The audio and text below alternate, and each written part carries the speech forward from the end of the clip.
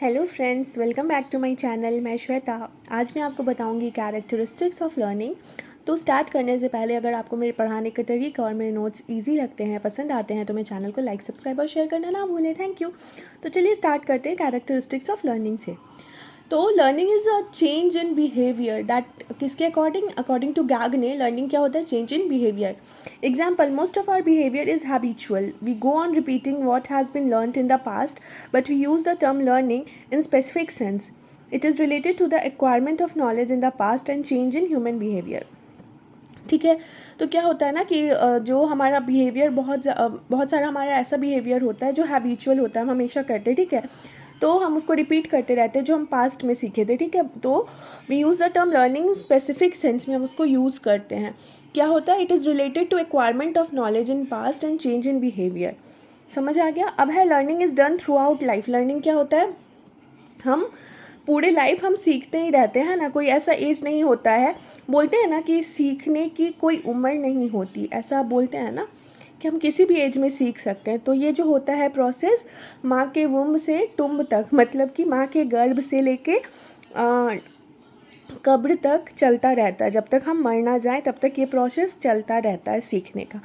Example, the rate of learning capacity can be slow, fast और neutral, but learning is done throughout the life from birth till death. ठीक है।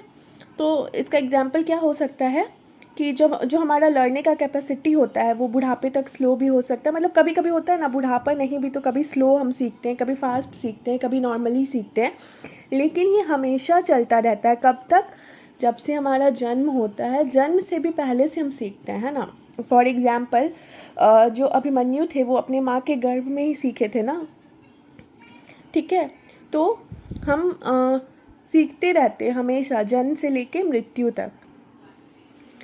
Learning is requirement of knowledge in the past experience. Learning is a process that develops the habit.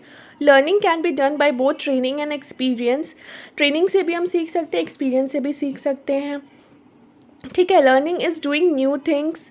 Learning is adjustment according to need. Learning is done for motive. ये सब हम देख चुके हैं। Learning is exploring new things. ठीक है।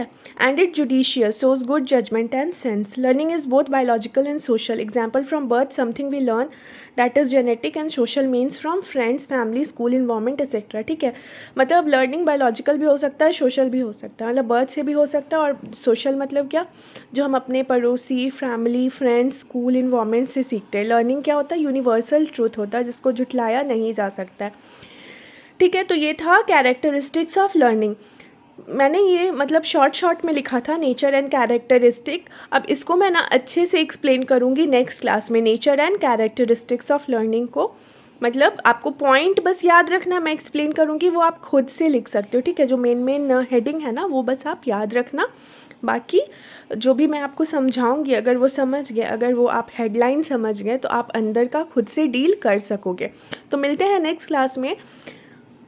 तब तक के लिए मेरे चैनल के साथ जुड़े रहिएगा और बेल आइकन दबाना ना भूलिएगा, ताकि आपसे कोई भी अपडेट मिस ना होने पाए। Thank you.